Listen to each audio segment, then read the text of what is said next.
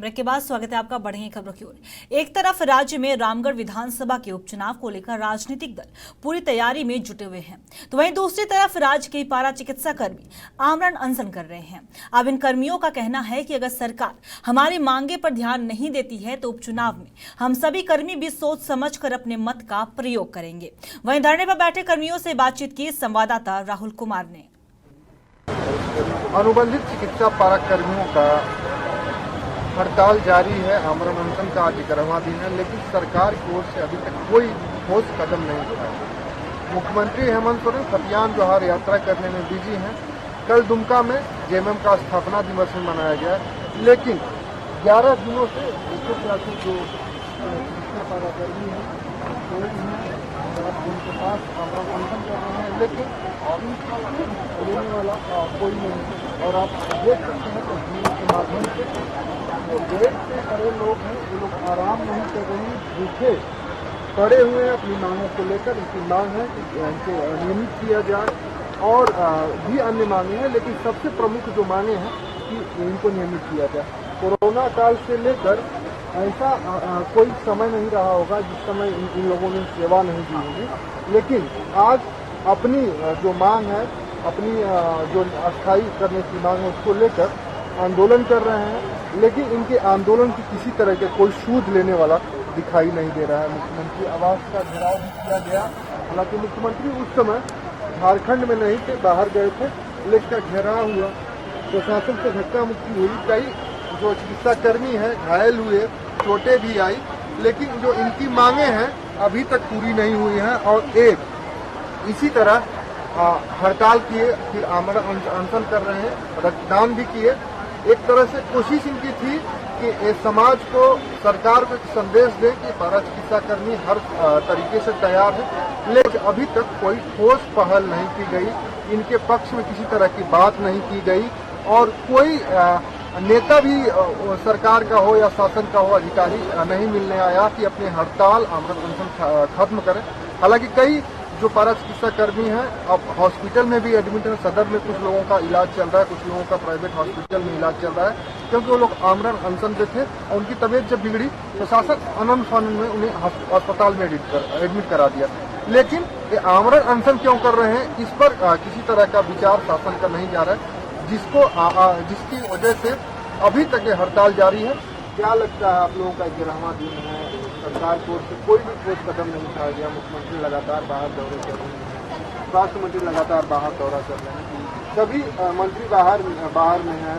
मिथिलेश ठाकुर जम्मू कश्मीर चले जाते हैं भारत जोड़ो यात्रा के समापन के दिन, लेकिन कोई अधिकारी, कोई मंत्री यहाँ आने की जहमत नहीं था। आज हम लोग का हड़ताल का 18वां दिन तथा अनशन का 11वां दिन है, लेकिन सरकार की ओर से चाहे वो पक्ष के या विपक्ष के अभी तक सूद लेने के लिए अभी तक कोई हम लोग के पास आए नहीं है। हमारे अध्यक्ष महोदय श्री विनय सिंह जो कि रिम्स में है और उनकी तबीयत अत्यधिक बिगड़ी हुई है, लेकिन सूद लेने के लिए कोई अभी तक नेता या मुख्यमंत्री साहब या तो स्वास्थ्य मंत्री साहब कोई नहीं जा रहे।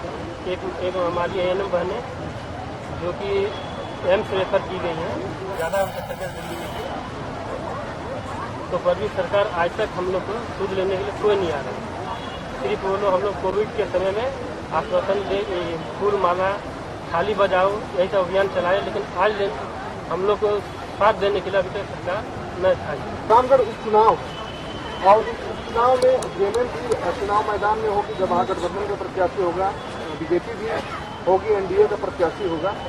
आप लोग क्या मन बनाए हैं, क्योंकि एक बार आप लोगों को एक आश्वासन दिया गया था कि सरकार बनते ही आप लोगों को अस्थायी किया जाए।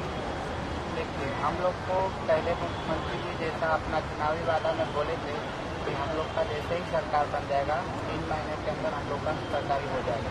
अगर वो कर देते हैं तो उनके पक्ष में रहेगा और नहीं करते हैं तो उसका विपक्ष नहीं कर सकता। तो कितने कर्मी हैं आप लोग? 7 से 8 हज़ार कर्मी लगा इसमें।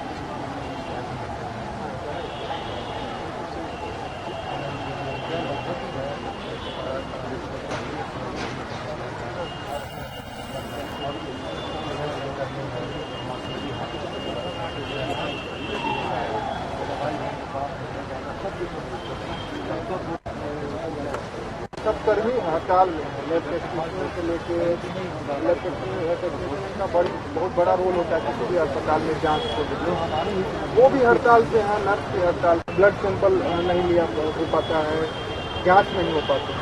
ऐसे में आप लोग हड़ताल पे हैं। आज 18 दिन हो गया हड़ताल, 11 दिन हो गया, तो एक धीरे धीरे अब 1 महीना होने वाला है 15 दिन क्रॉस कर। तो वो व्यवस्था कैसे मिल रही है जो सरकार दावे कर रही है, किस तरीके का दावा कर रही है?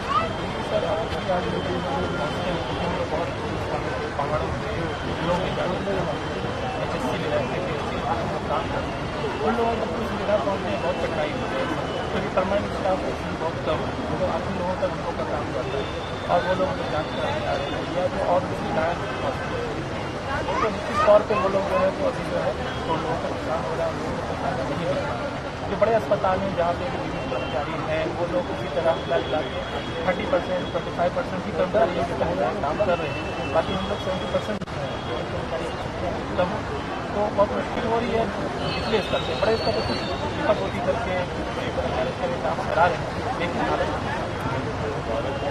कर्मी हड़ताल पे हैं। और एक बात समझ लीजिए कि इस कर्मियों के हड़ताल होने की वजह से राज्य की जो स्वास्थ्य व्यवस्था है पूरी तरीके से चरमराई है, लेकिन सरकार लगातार ये दावे कर रही है कि स्वास्थ्य व्यवस्था ठीक चल रही है। लेकिन एक चीज समझना होगा कि जब कर्मी काम पे थे तब जिले के अस्पतालों की स्थिति ठीक नहीं थी, तो जब हड़ताल पे होंगे तो जिले की स्थिति क्या ठीक है। लेकिन कर्मियों ने एक चीज और कहा है कि अगर सरकार रामगढ़ चुनाव से पहले हमारी सूद नहीं लेती है तो हमारा जो निर्णय होगा अलग होगा, अलग तरीके का होगा। तो हो सकता है कि गठबंधन को इस बार के उपचुनाव में नुकसान भी हो सके।